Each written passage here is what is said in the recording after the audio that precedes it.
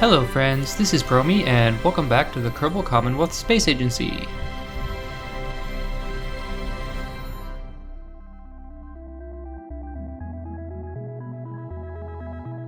The Oculus Space Telescope has been at work imaging the Joolian system.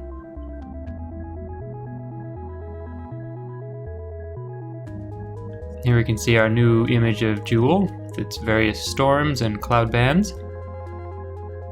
And for the moon, starting out at the edge of the system, have a new image of Paul, as well as Bop. Previously these two were no more than specks in our telescope, very small moons. Moving into the first and largest of the main moons of Jool, we have Tylo. It's a very massive moon. It's a thin golden atmosphere, somewhat surprising that it doesn't have more in the way of atmosphere given its size. We have Icy Vol, which has the noisy fractal-like appearance, leading some to believe that it may have a subsurface ocean.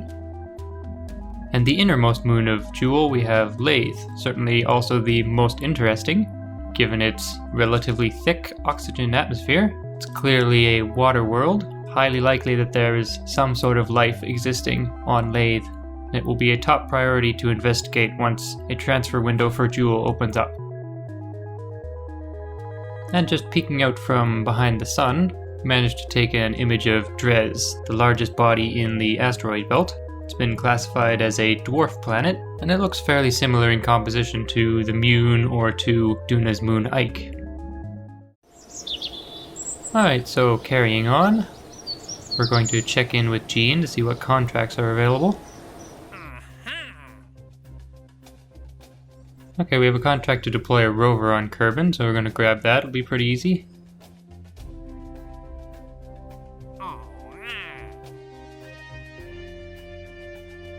And we have this investor tour contract. We have a choice of one or the other investors to give a tour of the Space Center. They are proposing a space adventure complex and a hotel, respectively. The hotel will be a somewhat simpler construction project, so we will go for that one first. Okay.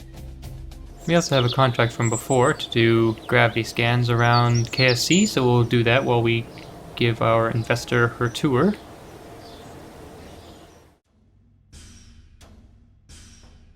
Alright, we're just going to modify the R2 caravan with an observation pod on top. Use our Mark 1 inline cockpit for that since it has quite a nice field of view for our investor.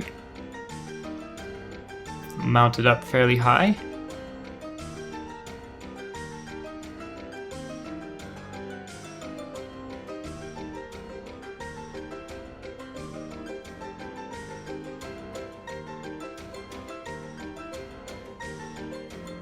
Just going to secure the pod with some struts. And we'll also move the antennas.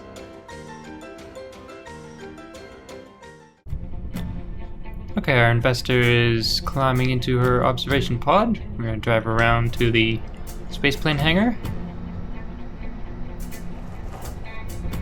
Quickly go past the somewhat dilapidated admin center. Show off the astronaut complex. And show off our brand new upgraded research and development facility.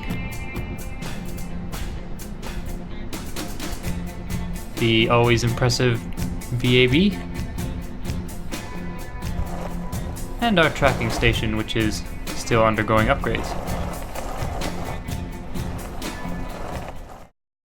Okay, we're back and see we've got a large amount of data from all the gravity scans that we took on the way. Quite a bit more than I was expecting, actually.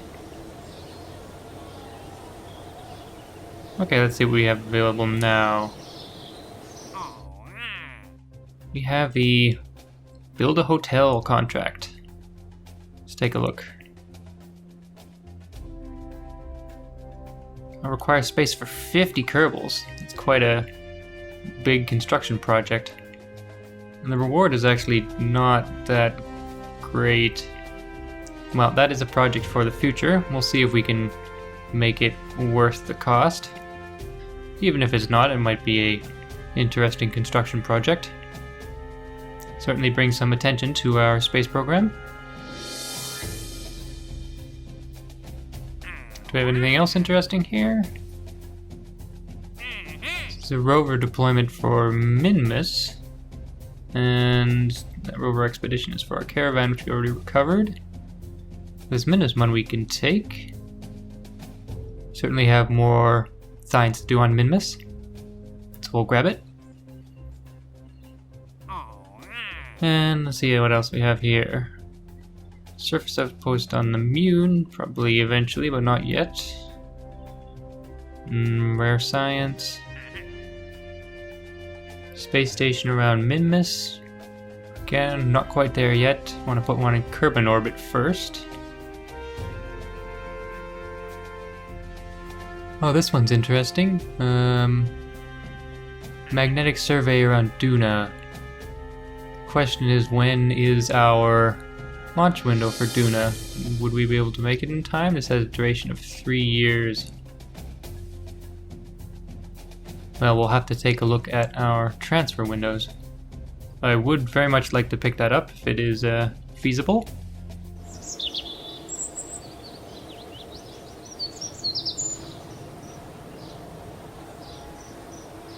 Okay, here's our transfer window planner, as well as Kerbal alarm clocks, in which I have a bunch of alarms set for transfer windows. Looks like the Duna one is not actually for quite a long time. We must have just passed the previous one. So let's check out the transfer costs to Duna anyway.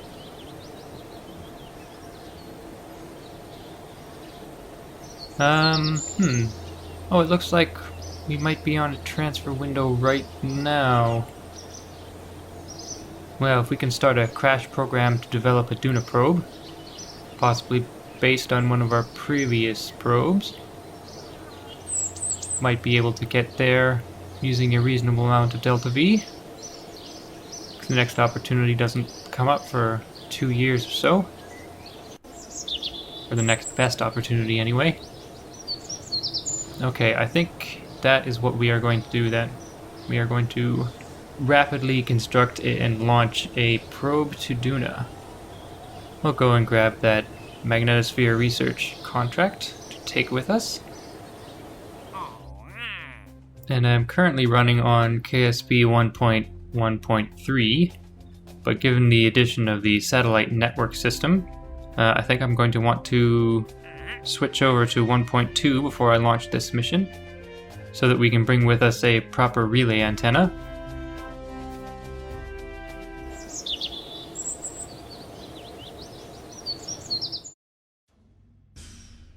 Alright, so I'm just going to start by looking at one of our existing designs. The Minmian duo here has both a lander and an orbiter, which is what we need. But yeah, a lot of the parts there were kind of old, and the Staputnik core is kind of big and not all that functional. So starting a new core design with the Octoprobe core. It's a new antenna from 1.2. Attaching all our scientific instruments to it. Tidying them up a bit. And the batteries as well. I considered putting a magnetometer boom on our lander here, but I decided it was a bit unwieldy, so I ditched that. I'm going to use this tiny toroidal tank and the LV1 ant engine, putting on a trio of micro legs. I think I'll put the antenna elsewhere and put a pair of mystery goos on top. These are little batteries for getting a face on there, as usual. The new antenna is sort of necessary for a lander because the old extensible one is a little fragile in atmospheres. I'm not really sure how to orient that antenna. Sort of vertically on one of the sides or something. I don't want it to be sticking out too far along the edges. We need some parachute on here and some power generation. I think that one parachute should be fine in the Joolian atmosphere. It's enough for a capsule plus Kerbal in Kerbin's atmosphere, so for a lighter craft like this, I think it should be sufficient for Duna. Okay, so I'm fairly happy with this lander design, so we're going to move on to the orbiter. Again, I'm not really sure about reusing this old design. I think we can do a lot better with our newer parts, so pretty much just going to ditch it. Just getting on some missing equipment here, like the laser scanner. Just adjusting everything. Still not really sure about the placement for this antenna. I think if I put it near the bottom and recess it in towards the engine, that way it won't stick out from the edge too much. Okay, back to the orbiter again. Use the same kind of probe core. Forward-facing batteries. Then duplicating most of our equipment on here. Get the imaging platform. This is not necessary on the lander, but we want it on our orbiter.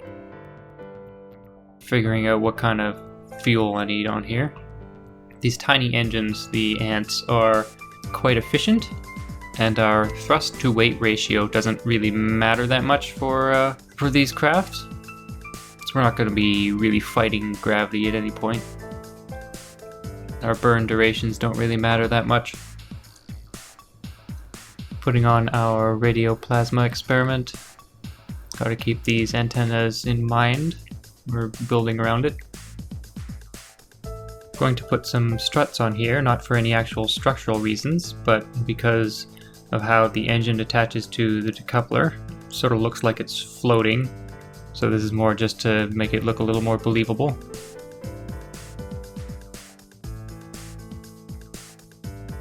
Okay, so I put our big relay antenna on here.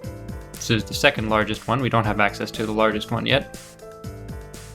Now this is now unbalanced with the dish, so I'm going to offset the whole thing, fuel tank included. Bring the engine in as well. Hopefully this will also make it fit better in the fairing. Make sure we aren't clipping in any way that looks silly. I think this will fit if I switch it. Yep, that looks good. Okay, just adding some misfigures to the bottom. Trying to figure out an arrangement for the magnetometer boom and the radioplasma experiment that looks about right. Want to get a balance of angles that looks sort of balanced and believable. Just tweaking that engine placement again. Getting that right is pretty important for the launch. I'm going to put 4 sets of solar panels on here. Make sure it's got enough power. I like arranging the solar panels so that they only have 2-way symmetry instead of 4-way. I think makes it look a little more organic, I guess. Just trying to think of a name for this probe. I think that since it's going to Duna, we're going to call it the Firefly and Firebug. Now I'm just trying to figure out a transfer stage on here. Need to get it to fit with that dish, so the normal 1 meter diameter fuel tank will clip into the dish, so it needs to be either angled or a smaller diameter at the top. I think this solution is a little ugly. I also need to add a bit of extra diameter manually to the fairing because the dish is clipping through it a bit. Also experimenting a bit with putting more or less fuel inside the fairing. Now I'm going to try to grab the root part so I can pull the whole thing up and throw a rocket under here. I'm putting our L-7 Starfire lifter on the bottom of here. It's proven itself to be fairly reliable. That connection looks a little odd. I think I'm going to have to have the fairing attached to a 2.5 meter part. Still not really sure about this transfer stage. I think what I have to do here is make the fairing ring itself 2.5 meter.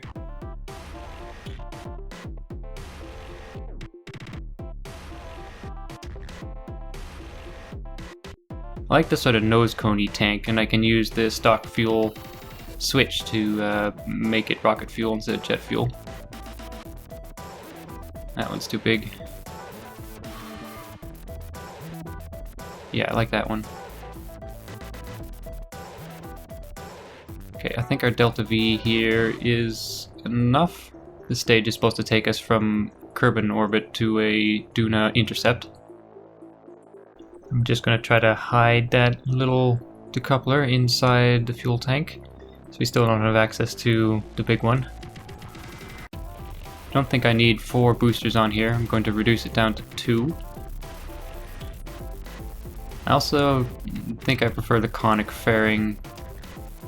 Yeah, I like the look of that better. Just fixing up the staging. It seems often booster separation and fairing ejection are put in the same stage by default, which is obviously not what I want. Okay, and that's just about it. I made some final changes off camera when I was just going through some thorough last checks. Added a bit more battery capacity to the 2 probes, so I was concerned about transmitting large amounts of data. I also reduced the amount of fuel on the boosters very slightly, added an extra reaction wheel to the lifter, and fixed the order of the fairing ring and the decoupler, so they were backwards. So here we are on the launch pad. Let's put on our SAS. One last check of staging. So this all looks right. Let's put the parachutes in their own stage. And fairings in their own stage. Okay, I think that looks right. Yep. Okay. Time to go. In 5, 4, 3, 2, 1. Ignition and liftoff. Okay, our L-7 Starfire is lifting off into the sky.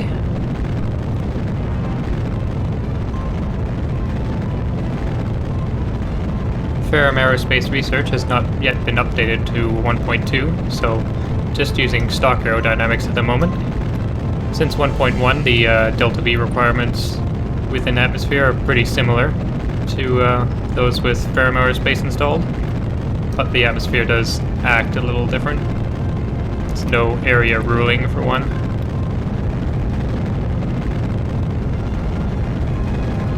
Okay, we're coming up on booster separation pretty soon. Okay, off boosters go. Once our apoapsis gets up to 80, I'm going to kill the throttle and coast the way, the rest of the way up.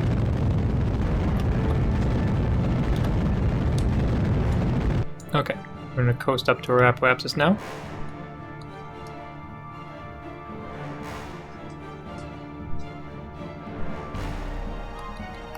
Nose of our rocket seems to want to tilt upwards. I probably didn't get the balance quite perfect on the payload, because it is rather asymmetrical.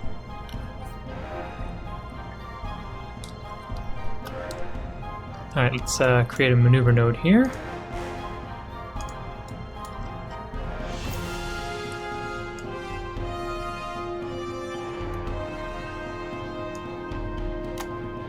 Pin our periapsis, because I want it to still be within the atmosphere, so as to not leave space junk in orbit. So we'll bring it down to 65 or so. Okay. Maneuver node is set. Burn in probably 45 seconds or so. We're now in space, so I'm going to ditch our fairing.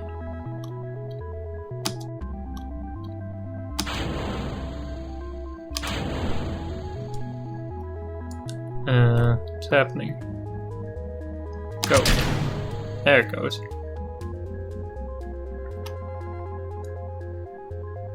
And there's our payload. Just about ready to burn, and here we go.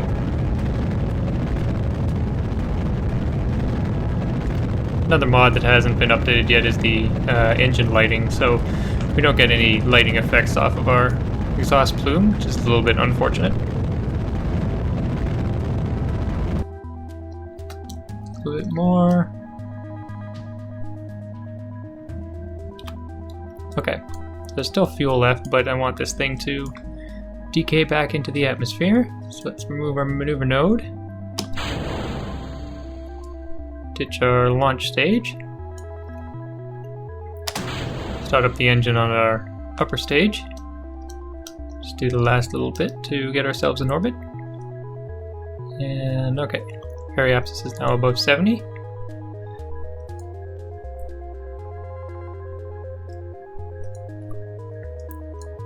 And now we need to plot our burn for Duna. Should be coming up more or less right away. For some reason I can't place a maneuver node. Why not?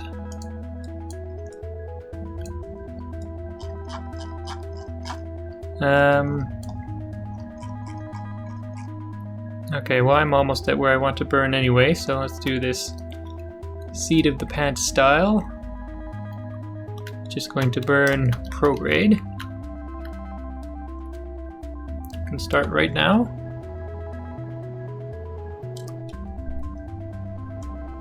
While we're doing that, let's get our solar panels out.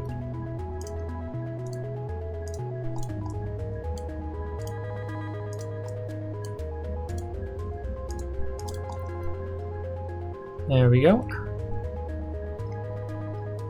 Quite a nice looking arrangement. And now let's find Duna, set it to target.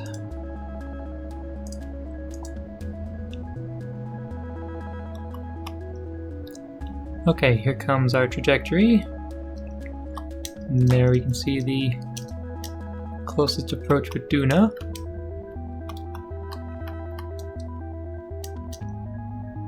Let's just bring it in till we get an encounter. Not quite. Nope. There we go. Okay.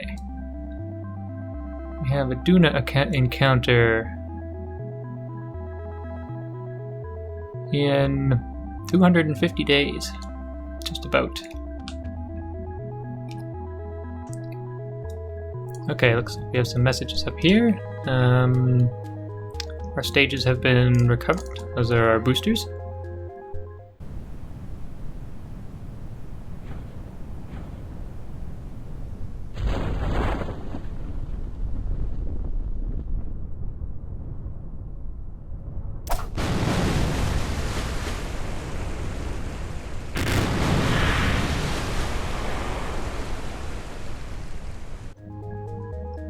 Okay, let's extend our other instruments. Have the magnetometer boom. For some reason I can't select it under the dish without zooming all the way in. Looks like it's the same thing with our radio plasma experiment. Let's toggle it. While we're still in low Kerbin orbit, see if there's anything we can get here. Looks like we're going to have to zoom way in for a lot of our parts. Come on. There we go. Nothing new there.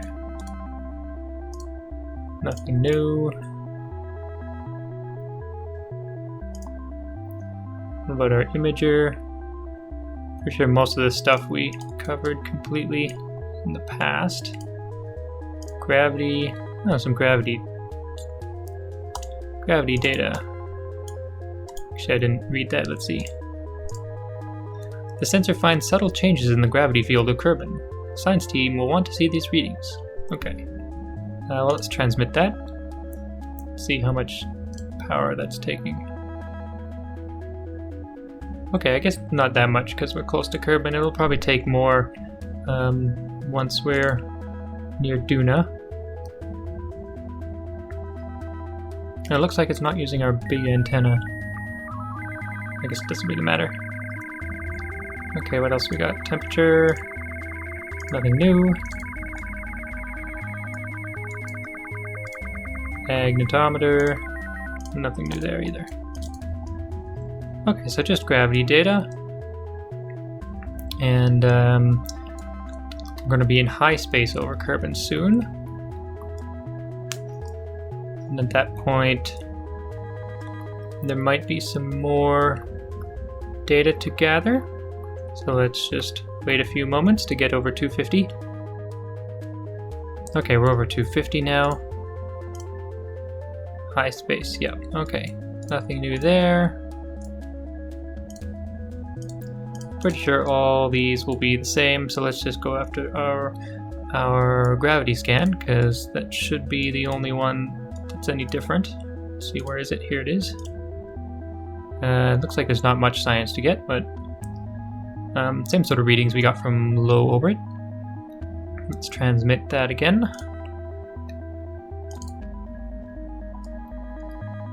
Well, we should be careful, we're not receiving power right now. I think we're okay.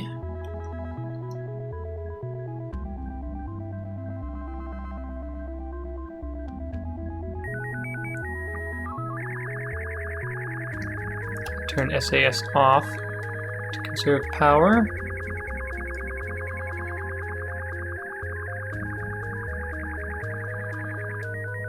Not sure how long we're going to be in the shadow of Kerbin here. Let's time warp forward a little bit. Make sure our electric charge is okay.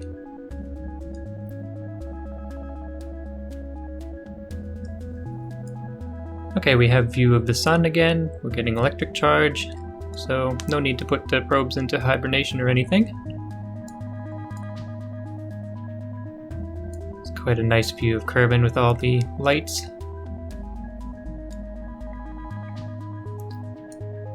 So we're just going to carry on. It's a long way to Duna. I'm sure there's lots of stuff we can get done in the meantime. Mystery goos we are saving for around Duna, of course. So at this point we will leave the Firefly and the Firebug and check back in at the Space Center.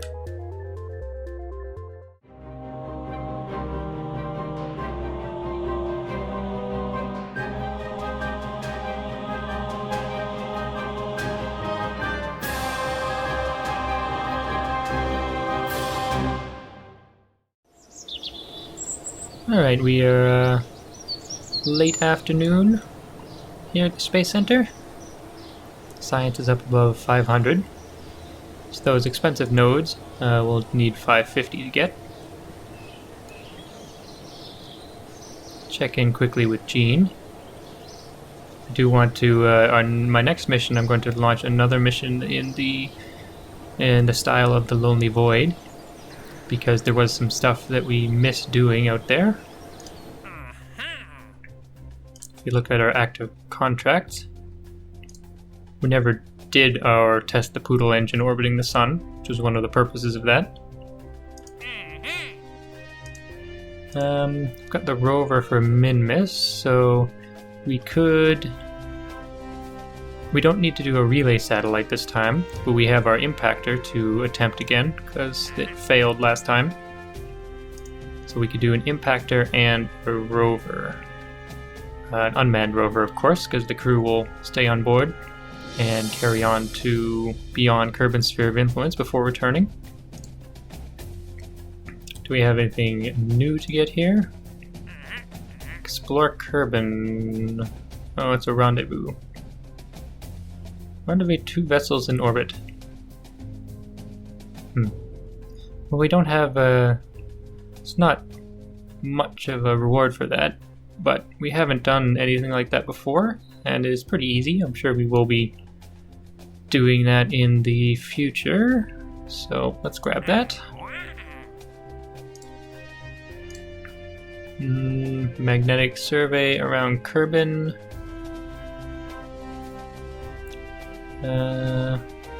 Orbit. So this is similar to the one around Duna that we're sending the Firefly to do. The reward is very small though. I might think about that one later. Some part tests that hardly worth doing. Some stuff to move some satellites which are all pretty much out of fuel. Spyglasses can't move. Actually, which one is this for? Oh, this is a new satellite. Okay.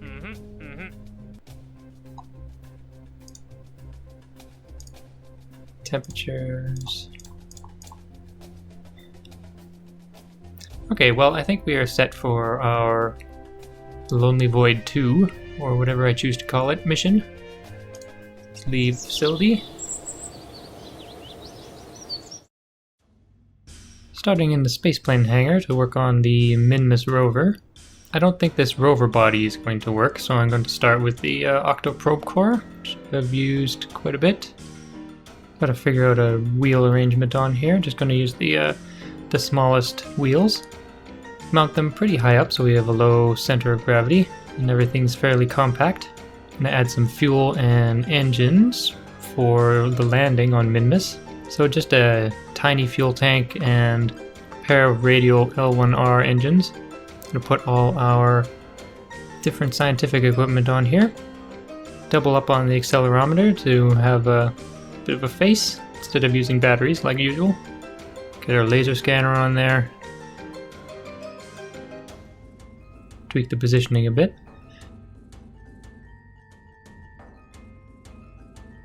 Get an antenna to communicate with the satellites in orbit. Just rearranging things a bit just for looks.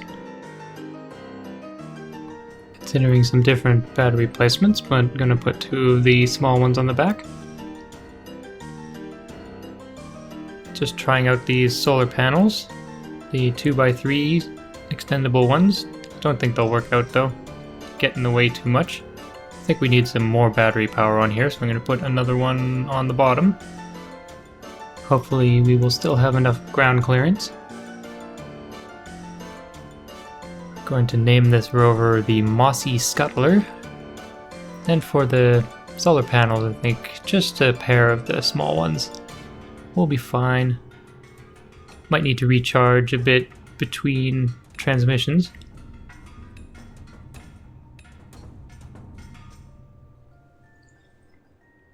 In the VAB now, I'm going to bring up our Lonely Void. Rename it the Void's Company. It's not so lonely anymore. Out there.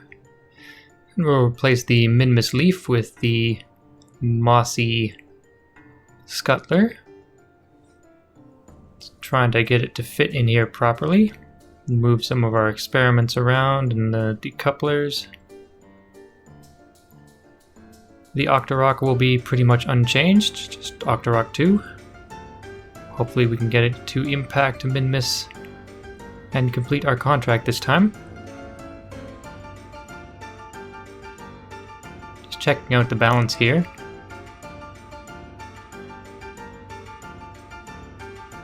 Pretty much the rest of the ship is all going to be the same. Just fixing up the staging. Alright. During the month in which we were working on our new rocket, the Firefly and Firebug have covered some distance away from Kerbin. Still quite a ways off from intercepting Duna. And the Void's company has been rolled out to the launch pad. We have Halney, Kirksey, and Madja on board. And they're just going to do some final system checks. Then we will rejoin them in the next episode, when it's time to head back out to Minmus. So until then, I hope you've enjoyed this. This has been Promi. Thanks for watching.